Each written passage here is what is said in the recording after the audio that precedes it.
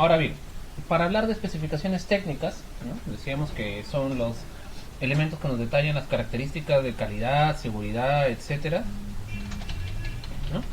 Para estos casos, nosotros tenemos que partir primero del presupuesto. Habíamos conversado que primero vamos a hacer una estructura general del presupuesto nada más, ¿no? Identificando según lo que nos manda la norma de metrados, los títulos, las condiciones, etcétera. Bueno, una vez que ya tenemos todas las partidas, ya podemos empezar a trabajar. Ojo, que ahorita supuestamente solamente tenemos los títulos, nada más. ¿Por qué no puedo metrar? ¿Por qué no puedo todavía? Perdón, como ya tengo mi listado de partidas, ¿puedo de una vez hacer mi metrado y puedo ir haciendo mis costos unitarios? No, porque en las especificaciones técnicas me van a decir, entre otras cosas, cómo debo metrar y cómo debo presupuestar. Por ejemplo, vamos a ver acá. Oficina provisional de obra, ¿no? Madera tal, tal, tal y tal, tal, tal. Me voy a su especificación técnica. Ahorita todas las especificaciones técnicas, ¿no? Esperamos un rato por acá. Y las especificaciones técnicas tienen ya una estructura predefinida, ¿no? Que en líneas generales debe incluir, según la normativa de la Contraloría General de la República, me debe incluir una definición que vendrían a ser los alcances de la partida, ¿no? En resumen. Ojo, esto de entre paréntesis no lo tienen que poner, pues, ¿no? Evidentemente. Después, el proceso constructivo.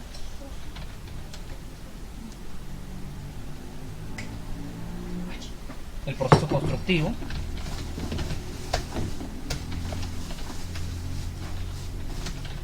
Control de calidad, ¿no? Después tendríamos la unidad de medida y la forma de pago, ¿no? O método de pago. Esas son las condiciones mínimas que debería tener. ¿Estamos? Ahora bien, ¿qué incluye la definición? Oye, a lo mejor lo pongo ahí porque ahí nos confundimos. Primero, los alcances de la partida. Pues básicamente la idea es sacar qué incluye y qué no incluye, ¿no? La partida actual. Entonces, esta parte es la más importante porque nosotros en esta etapa tendríamos que ver con mucho cuidado que no hayan cruces con otras partidas. Por ejemplo, yo puedo tener acá mi oficina provisional de obra a todo costo, digamos, está todo en una sola, la oficina ya funcionando.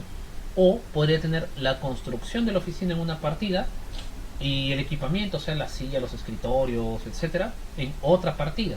Lo cual es válido. Si lo pongo junto, lo pongo separado, es válido. Pero tengo que tenerlo claro. O, por ejemplo, la partida de pintura de muros, ¿no?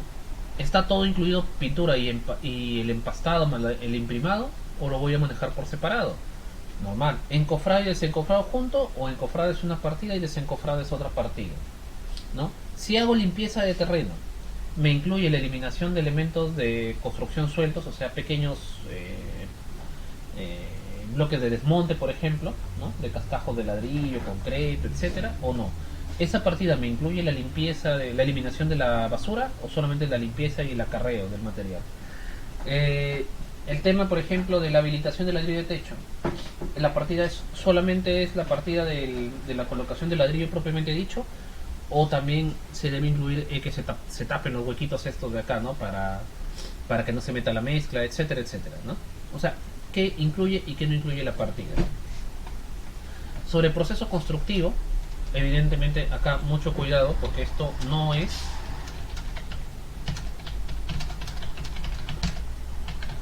un manual de instrucciones.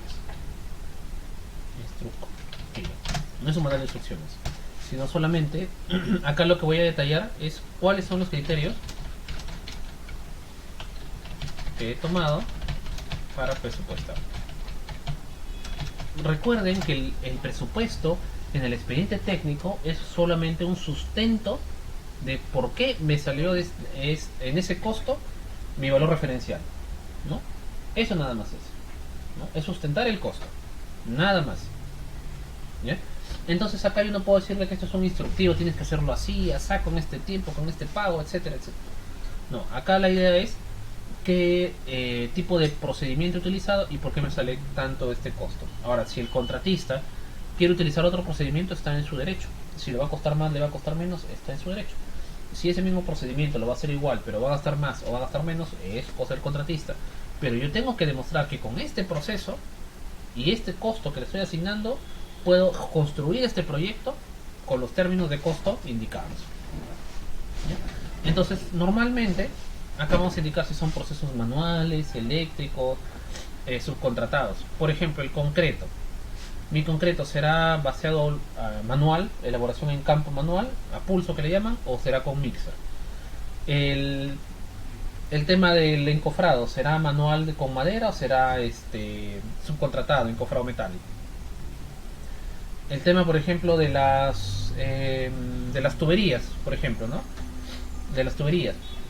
¿Serán cortadas en campo o ya las traemos predimensionadas, por ejemplo, ¿no? Que también hay empresas que suministran esos ya precortados y hasta ensamblados los sistemas de baños para montarlo directamente, etcétera, etcétera, ¿no?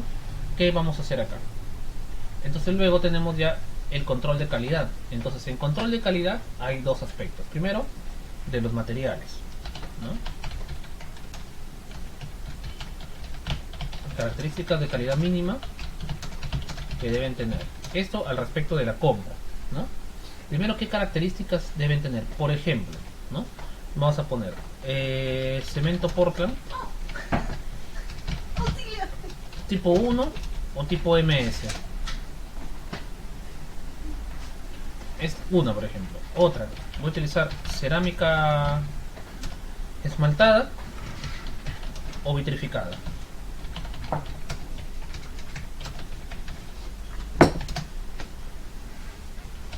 Pintura látex vinil o sintético. Tuberías de PVC tipo SAP pesado o tipo sal, por ejemplo, o tipo cel, ¿no? Cables para alimentación con aislamiento tipo THW o tipo NH80, por ejemplo, ¿no? Estos más, primero le estamos dando las características de calidad, o si quieren también los aspectos cualitativos también, ¿no? Del proyecto. ¿Estamos? Ahora, este es en cuanto primero a las características de calidad, pero también está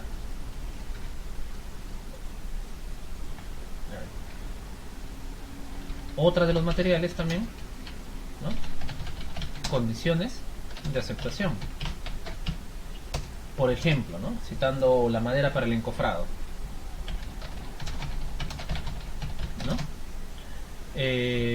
Acá, perdón. Por ejemplo, para madera para encofrado, madera tornillo, o copaiba, o cachimbo, o lagarto, etcétera, ¿no? Ya. Madera para encofrado, por ejemplo, ¿no? ¿Qué tipo de condiciones de aceptación deben tener? Las piezas, bueno, ¿no? Las piezas de madera estarán, bueno, obviamente correctamente dimensionadas, escuadradas, cepilladas y regruesadas. ¿Sí? ¿En qué consiste esto? Dimensionado es el corte, ¿no? Que me quede preciso para utilizarlo, para no estar haciendo desperdicios. Si por ejemplo yo tengo una viga de 25 centímetros por 50 de peralte, menos la losa serían 30. Entonces yo diría, necesito entonces dos tablas de 30 y una tabla de 25. No, porque me va a faltar. Entonces, ya, entonces compro tres tablas de 30. Tampoco. A ver, vamos a ver, para explicar. Yo tengo acá mi viga. Entonces digo, ¿no? Descontando la losa que viene por acá. Entonces yo en primera instancia diría, necesito 30, hasta ahí vamos bien, y 25, pero no tengo cómo clavar luego los 25, la tabla de abajo no tengo cómo clavarla a las de arriba, entonces diríamos, una de 30, ahí podría funcionar, pero el problema es que ese medio centímetro que me sobra no me va a permitir colocar acá los barrotes, así que necesitaría que quede acá al ras. Entonces, acá dependen muchas cosas. Si mi madera es de 1 pulgada comprada, más o menos voy a recibir unos 21 milímetros, ¿no? Entonces tendría 42 en ambos casos, más 25 tendría que tener 29.5 centímetros, o sea, 12 pulgadas. Pero 12 pulgadas, profesor, son 30.5 centímetros. Sí, pero ese centímetro se va a perder producto del cepillado, regresado, etcétera, etcétera, ¿no? En todo caso yo pido como dimensión final 29.5, ¿no? Para poder, más o menos, milímetro más, milímetro menos, pues tampoco no es carpintería fina. Pero tengo que tener espacio suficiente para colocar esto y para poder colocar luego los barrotes de esta forma y poder ensamblar por supuesto las T's, ¿no? Que me sirven para el armado de la viga, ¿no? De esta manera. Ahora, ¿por qué? ¿Por qué hago esto? Porque muchas veces en campo lo que hacen algunos contratistas para sobrevaluar los costos es piden, por ejemplo, tablones de 30 centímetros y le vuelan 5 después, ¿no? Entonces, obviamente esos 5 son desperdicio, pero esos 5 centímetros desperdiciados, ya no utilizados, en realidad, en la práctica, me han incrementado el costo, el precio del gasto, y por lo tanto me incrementan también el gasto general, utilidad, como quieran llamarlo, ¿no? Bueno, en fin, viene de más señalar todos los problemas al respecto, ¿no? Bueno, ya, entonces, dimensionado que el corte esté exacto, ¿no? Escuadradas, ¿qué significa? Que estén exactamente escuadra a 90 grados. Porque por mucho que sea madera para encofrado, necesitamos tener un ensamble adecuado. Entonces, cuando la madera no está correctamente escuadrada, digamos que está de esta forma, si lo veo de canto, definitivamente no voy a tener buenas uniones, ¿no? Voy a tener algo así. Entonces pasa por una máquina llamada cepillo o escuadradora, Garlop, escuadradora, canteadora, como quieran llamarle, y me garantiza que los cortes queden a escuadra perfectamente. El cepillado, bueno, es el acto de convertir una madera deformada de forma curva en recta, y finalmente el regruesado es el acto de hacer que las dos caras de la madera grandes queden paralelas entre sí. Y además nos aseguramos que todas las maderas queden de un ancho uniforme. Porque cuando yo tengo una madera que es de distinto ancho, por ejemplo, una está aquí, la otra está acá, y de esta manera, ahí tenemos un problema. Para empezar, porque todas estas piezas de acá se van a unir con un barrote en la parte posterior, ¿no? Entonces quien sufre la deformación, o quien va a cargarse con la deformación, es el concreto. Entonces aquí no es, o estaríamos perdiendo, sacrificando tarrajeo, porque tendríamos que aumentarlo en algunos casos, o estaríamos perdiendo recubrimiento, que sería más peligroso todavía. ¿Ya? Entonces hay que revisar esto de acá. Ahora, ¿de qué manera lo tenemos que hacer? Ya esa es otra historia. En el detalle constructivo ya podríamos ver de qué manera lo tienen que cortar y dimensionar para generar la optimización del material, ¿no? Ya, esto es punto y aparte. Ya, entonces tengo las condiciones mínimas de aceptación. Dice que se encuentren de esta manera, y el famoso no se aceptarán piezas, no sé, con señales de putrefacción, polillas, que están piezadas, etcétera, etcétera, ¿no? Bien, que tienen todavía, entre comillas, que están verdes, en fin, ¿no? Bien, ese es por en cuanto a los materiales, pero también tenemos en cuanto al procedimiento constructivo, proceso constructivo. Y aquí básicamente hablamos de ensayos de laboratorio y empíricos. Por ejemplo, son las pruebas o las pruebas, ensayos, test que deben pasar los elementos antes, durante y después del proceso constructivo para garantizar las condiciones de calidad. Por ejemplo, cuando hacemos afirmados para el vaciado de pavimentos, de pisos, etcétera, ¿qué tengo que hacer? Mi estudio de densidad de campo, el famoso Proctor, ¿no? Si voy a hacer vaciado de concreto, ¿qué tengo que hacer? ¿No? Ensayo de rotura de probetos, ¿no? La prueba de compresión, saco unas muestras, unos testigos de unos 30 centímetros por 10, ¿no? Y le aplico presión hasta que se revienten, ¿no? Ya, esto es para garantizar. Esto de acá se hace normalmente a los 7 días, 14 días y 21 días, para ir llevando control de cómo va el tema si se ha alcanzado la resistencia que se supone que debería haberse alcanzado. Ya está el misafirmado, ya está el concreto. ¿Qué otro tipo de ensayo voy a realizar? Estos son en laboratorio, por supuesto, pero también están algunos empíricos o de campo, ¿no? Por ejemplo, la prueba del asentamiento concreto también, ¿no?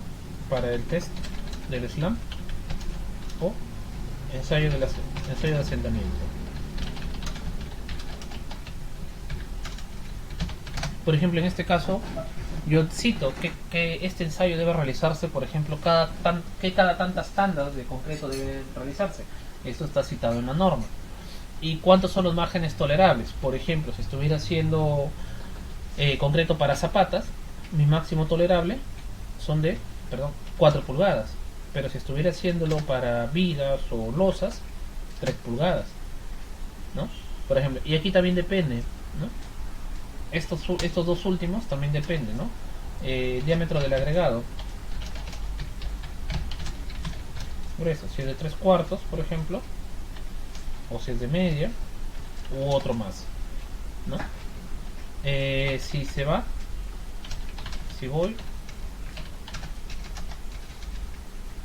usa aditivos, también, ¿no? Acelerante, plastificante, retardante, curadores químicos, etcétera, y de cantidad. ¿Ya?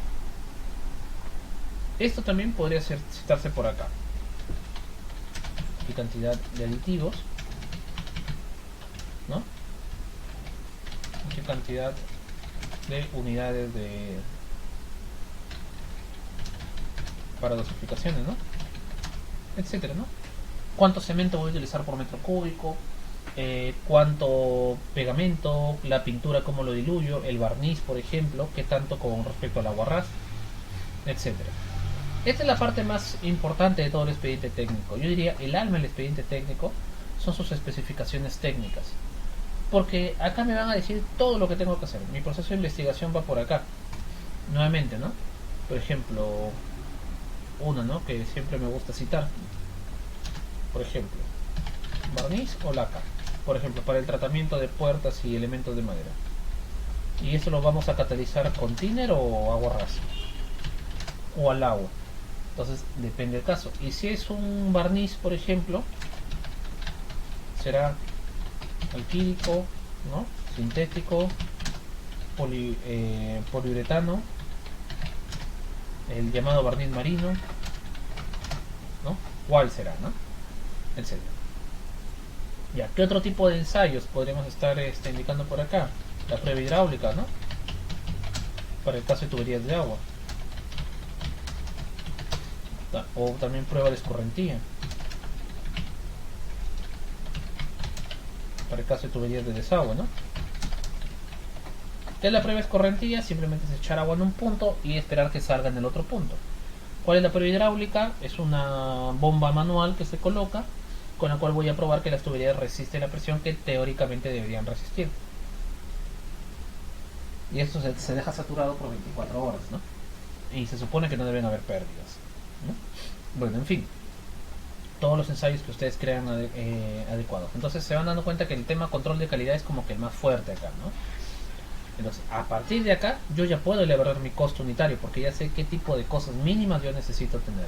Porque el colmo sería que, por ejemplo, yo diga por acá en el plano, diga tubería tipo SAP, en la especificación técnica diga tipo SAL, y en la otra, en el costo unitario tipo CEL, o le dice tuberías secas, ¿no? Y no lo consigno bien el costo, ¿verdad? Bien, ahora, después, en cuanto a la unidad de medida, ¿sí? No sé, por acá, vamos a ver por aquí. En cuanto a la unidad de medida, esta es obviamente la unidad con la que se va a cotizar, metrar y presupuestar, ¿no? Pero la unidad de la partida, a veces nos confundimos y mezclamos la unidad de la partida con la unidad del insumo más importante. Por ejemplo, dicen puertas en pies, no es en pies, es en metro cuadrado o por unidad. Lo que va en pies es la madera, ¿no? Es como querer presupuestar la pintura de muros por galones o el concreto en bolsas, ¿no? Claro, yo sé que los maestros normalmente cotizan por bolsas o cosas así, pero en nuestro caso lo vamos a manejar diferente, ¿no? Entonces, por ejemplo, las puertas. metro cuadrado o unidad. Con metro cuadrado tengo que sacar un promedio de todas las puertas y damos por sentado que al multiplicarlas todas me van a dar un costo general. Pero si quisiera ser preciso tendría que hacer el presupuesto una por una, por separado, ¿no? Y cuando lo hago por unidad me conviene hacerla por unidad cuando todas son igualitas o hay muy poca variedad. Caso contrario voy a tener un montón de partidas de metrado 1, ¿no? Que es medio fastidioso.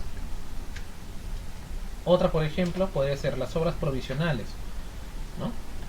Por ejemplo, almacén de obra, ¿no? Metro cuadrado habilitado o global, o sea, a todo costo, ¿no? Puede ser el caso, no hay ningún problema, ¿no? En fin, ¿no? Ahora, hay algunos que necesitan cierta explicación. Por ejemplo, todo lo que son salidas de agua, desagüe, electricidad, etcétera, su unidad de medidas es por punto, ¿no? Entonces acá tengo que indicar que el punto incluye, o qué incluye el punto.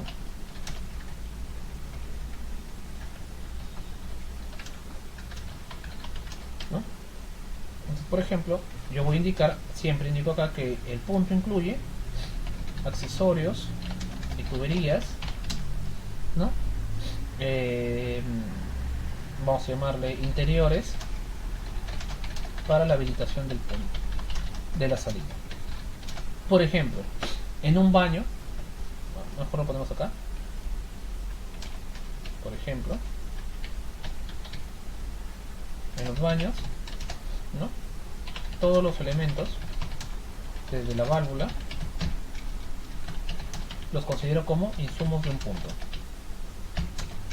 Insumos de los puntos, perdón. Puntos o salidas. Y de la válvula para afuera yo lo considero red de distribución, o red exterior, o red de colector, o red de alimentadores, como se llama. En lo que es electricidad, por ejemplo, alumbrado, ¿no? Todo lo que está fuera del tablero, desde el tablero,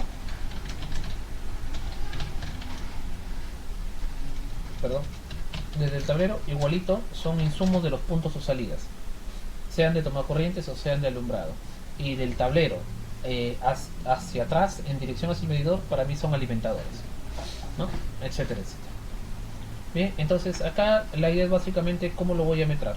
Y para tener cuidado, porque por ejemplo, una de las clásicas donde puede haber confusión, por ejemplo, falso piso, ¿no? Concreto para falso piso, metro cúbico o metro cuadrado, ¿no? Encofrado de vigas de cimentación, sobre cimientos, falsos pisos, etcétera, ¿no? Vamos a hacerlo por metro cuadrado o metro lineal. Básicamente es para homologar, tener cuidado siempre. Y bueno, el método de pago finalmente es la manera en que me van a pagar, obviamente. Ya, pero algunas condiciones al respecto. Por ejemplo, obviamente se paga se paga según la unidad de medida del punto D, ¿verdad? Ya. Hasta ahí todo normal.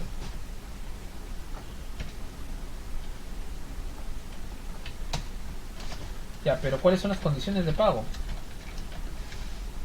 Por ejemplo, podría decir, para la luz aligerada te voy a pagar por metro cuadrado, pero por paño habilitado. O sea, no cuando está medio a cero. O sea, cuando ya está autorizado. O la columna igual, ¿no? Si te pago por metro cuadrado, sí, pero de columna liberada. O sea, que ya esté autorizado el encofrado, que esté a plomo, que esté escuadra, que esté en las dimensiones correctas. Ahí recién te voy a aceptar el pago, ¿no? Entonces, generalmente se paga por unidad, por elemento autorizado. En campo le llaman liberado, ¿sí? Entonces, si mi columna tiene 7 metros cuadrados, no la pago hasta que la supervisión dé la autorización, ¿no? Supervisión. Y muy importante señalar, ¿no?, que el pago constituye la contraprestación por la totalidad, ¿no?, de los servicios realizados para la ejecución de la partida, que incluye materiales, herramientas, equipos, mano de obra, incluyendo beneficios laborales conforme ley. Punto. Y eso sería todo, ¿verdad? A ver, vamos a hacer un pequeño ejemplo al respecto.